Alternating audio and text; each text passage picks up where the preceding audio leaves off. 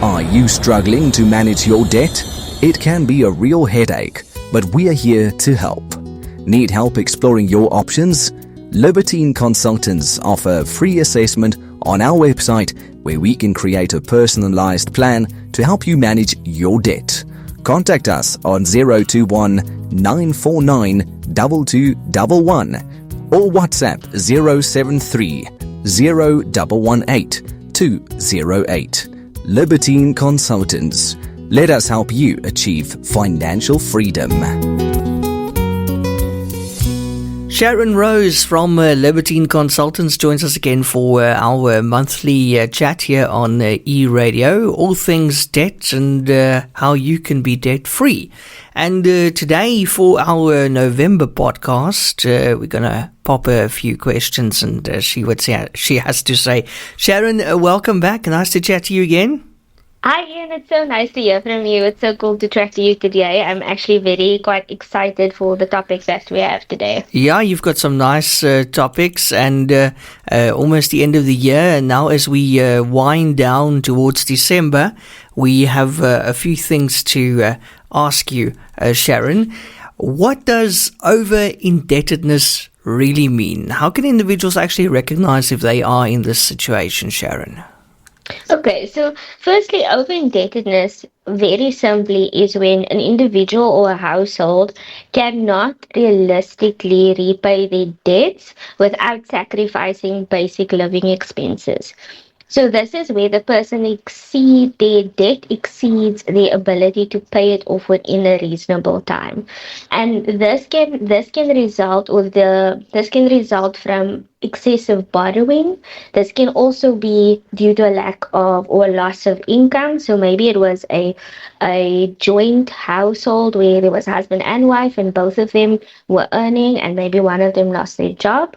And that will obviously significantly affect your overall ability to repay your debt and also your living expenses, food, school fees. As we're nearing the end of the year, a lot of those things become a priority in most households in South Africa. We're preparing for December, we're preparing for January, which has a lot of expenses. You have your school fees and all of those things. So if there's a household where your income is not able to cover your debt, that is a very clear indication that there is some form of over-indebtedness.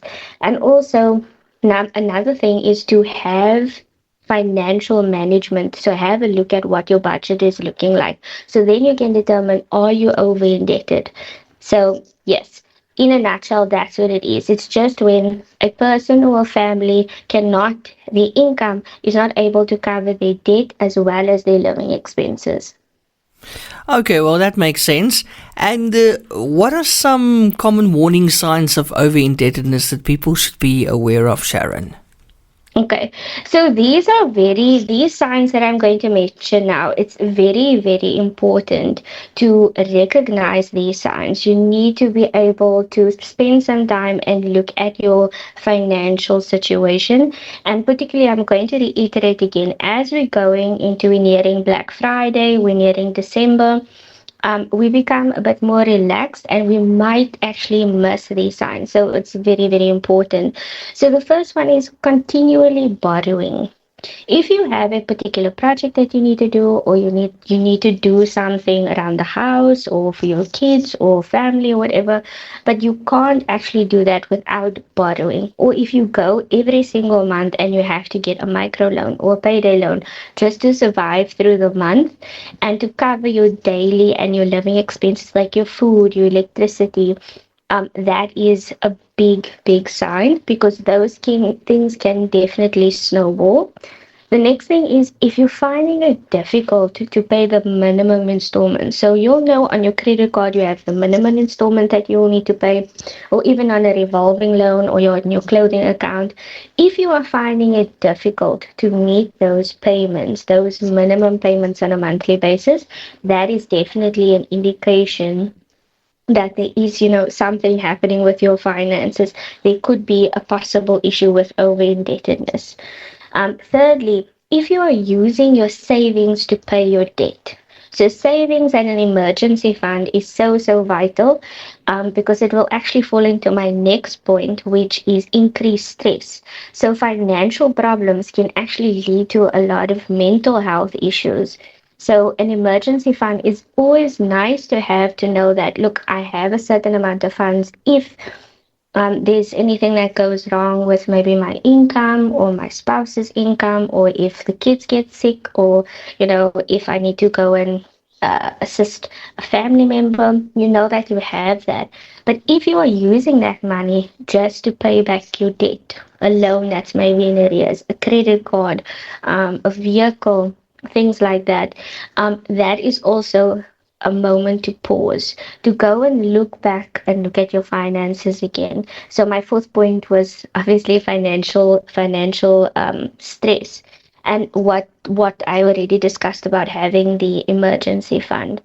And then just on this point again, it's important that when you recognize any of these signs, is to take action. So take action by trying to address the situation, maybe trying and speaking to a licensed financial advisor or a debt counselor that actually can sit with you and see where the issues are.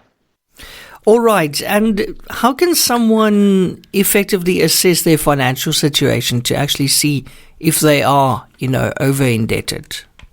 Okay, so yeah, this is actually my favorite part. So the first thing that you want to do is you want to get your latest payslip, your banking statements, and the easiest would be to draw a credit report and also maybe get statements from your credit cards, loans, and any other debt that you have. So this will allow you to give you a total overview of what your financial situation is looking like. So what you need to do then is calculate what is my monthly income. So my income, meaning the amount that actually comes into my bank account every month. So that's after deductions. Include any of your side hustles, additional earnings, maintenance money that you might get, and include what is my income from my job, and then maybe what is my other income. So meaning income that it might not be consistent every month, but you want to have a clear view of what your total income is. Then you want to sit and make a list of your expenses. So you obviously going to have fixed expenses such as your rent, your mortgage, your bond, sorry, your home loan, as well as your municipality accounts. Then, and your insurance as well. Don't forget your insurance. So what you want to do is you want to actually go through your banking statement, because that will give you a very clear indication of what you're paying, and also realistically how much you're paying on groceries, entertainment, school fees, and so forth. So you can make a whole breakdown of what your expenses are looking like. I actually use a Google spreadsheet that I can actually break down all of my expenses on my banking statements itemizedly, and then just allocate it like a normal business would do. Actually, it looks just like an income statement, and that will actually give you an indication of what my income is, what is my fixed expenses, and what are my variable expenses. So your variable expenses is your groceries, entertainment, and so forth. And then from there, you can determine where can I reduce my expenses. Can I maybe look for an alternative insurance company to maybe reduce that? Am I renting? Maybe is my rent a bit too high? Maybe I can reduce that. Groceries, is there maybe a way for me to reduce the amount of the amount that I'm spending on groceries? Maybe looking at purchasing in bulk. So there's a lot of things. So, but you can only really make those assessments once you've actually done this breakdown. And then something else which is additional, but I think it's also really important, particularly when you are looking at your future, you want to purchase a home or a vehicle. This is very important, is to work out what is your debt to income ratio. So your debt to income ratio is basically an indication that a credit provider would use to determine whether how eligible do you have affordability to qualify for the debt that you're looking for. And it's very, very simple. So what you do is you take your monthly debts and you divide it by your gross income, and that will give you a percentage. and it should not exceed 36%, because what it basically means, that percentage is telling you how much percentage of your income, how much percentage of your income is your debt actually taking every month. So it's looking at, if you're earning 10,000 then and your debt to income ratio is 40%, meaning 40% of your 10,000 then is actually just going to debt.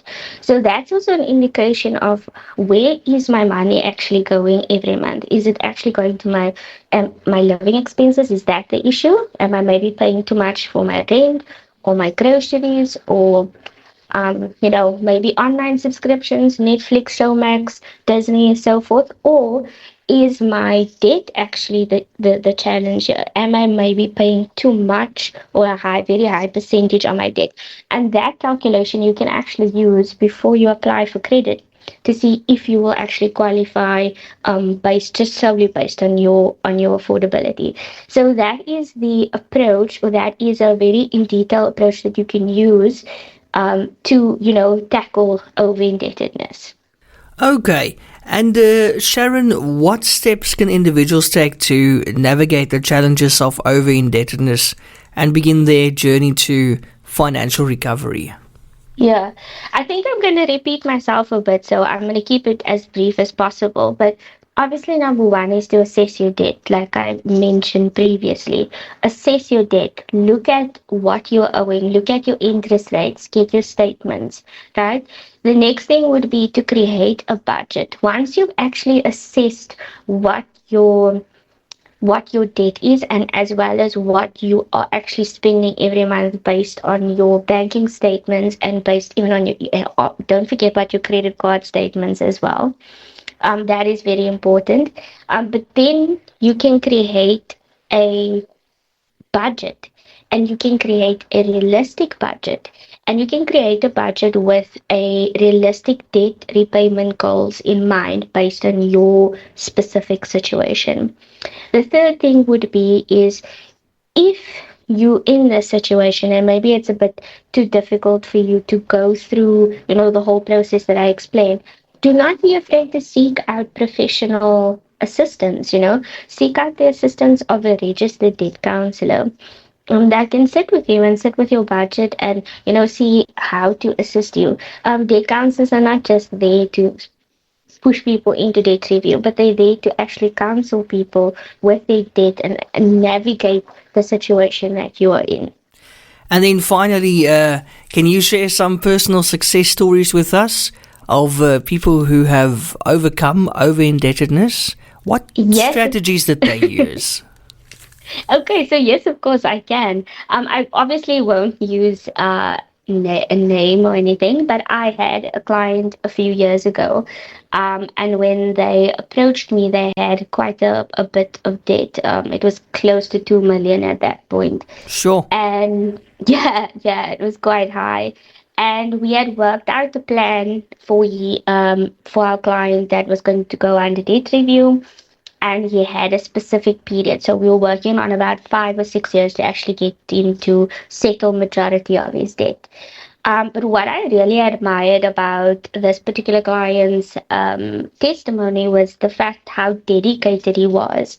He was immensely dedicated to actually getting rid of his debt, and that is something that really stuck with me. And also, he applied. It was a single household, a single income household. So there were kids and there was a whole family. So it was a single income household. Just to keep that in mind. But what they did was they applied for debt review to safeguard their assets. So they had a home and they had vehicles to safeguard their assets, to make sure that those assets were not repossessed or taken. So we reduced the monthly repayments to their debt. We also reduced their interest rates as well. But once they were actually in the debt review process, once the whole legal process had been completed, what they did was, every increase that they received at work, every extra job that they did, every bonus that they received, I would get a message and say, listen, Sharon, we have so much extra we want to pay it towards our debt. And they actually reduced their debt review term from 5 years to actually 2.5 years, Wow. simply by employing that process. And what we also did is, as they were settling the accounts, we would take the installment of that account that was settled and place it on the next account with the lowest balance by snowballing the installment. And at the end of the 2 years, all the unsecured debt was settled, the vehicles were settled, and they could safely continue to pay their home loan on their own, and the debt review process was completed. And I think for me, the most important thing from their story was the dedication. Now, obviously, it wasn't easy for them because they were getting, the extra income that was going towards their debt. But what I admired was they had the long-term goal in mind. And obviously, there are maybe sacrifices that they made that I was not aware of, that I was maybe not made known of. But for me, it was just that they prioritized what was important for that time. And after that time, I'm sure that their family could have, gone on more holidays and done the things that they actually wanted without the stress of having all of this debt that is actually weighing them down at that point. So I hope that helps, and I hope that encourages someone to, take some time and look at these things, look at your finances. And if you ever need any assistance, we at Libertine, we can help you anytime. I think that's amazing self-discipline that couple had there, Sharon, because, they didn't have to let you know that they have the extra cash. They could just go on an extra holiday or, buy a new TV or a new lounge suite or something instead of paying it towards their debt. But they actually, they played their cards right here. And you don't see that very often. That's a very, very rare case, I think. Self-discipline, definitely. Yeah. Definitely. Well done to that couple. I think that's amazing. And look at them now. It pays off, but it's a lot of sacrifices, unfortunately, and sacrifices sometimes for years, Yeah. Not easy. Is, and I think sometimes it's like what you're saying, they could have done so many other things with that money. And I think around in the world that we live in today, it's very easy to get sucked into consumerism, right? Whenever there's a Black Friday or special or whatever, to get into that and like, I have extra 500 and I can do this or do that or whatever. But like you said, I really admire their self-discipline. Temptation all round. Especially with this Black Friday thing. But Sharon, thank you. You just mentioned that you can help us at Libertine. How do we get in touch with you? So you can message us on WhatsApp. Our information will be on the website as well. And you can give us a call at 021-949-2211. But most people actually just say, pop us a message on WhatsApp, and we can always do the in-depth budget analysis for you as well. Have a look at what your income and what your expenses are and throw the report for you, and maybe just do all of that admin for you so that you can just see, where you are. So always send us a message or give us a call and we'll be able to assist you. Excellent. And then next time when we chat, it will be the festive season, the city season, and then that will be our final chat for the year. Sharon Rose from Libertine Consultants, thank you so much for your time. Thank you, Ian, and you must enjoy the rest of your day. You too. Thank you. Are you struggling to manage your debt? It can be a real headache, but we are here to help. Need help exploring your options? Libertine Consultants offer free assessment on our website where we can create a personalized plan to help you manage your debt. Contact us on 021-949-2211 or WhatsApp 073-0118-208. Libertine Consultants. Let us help you achieve financial freedom.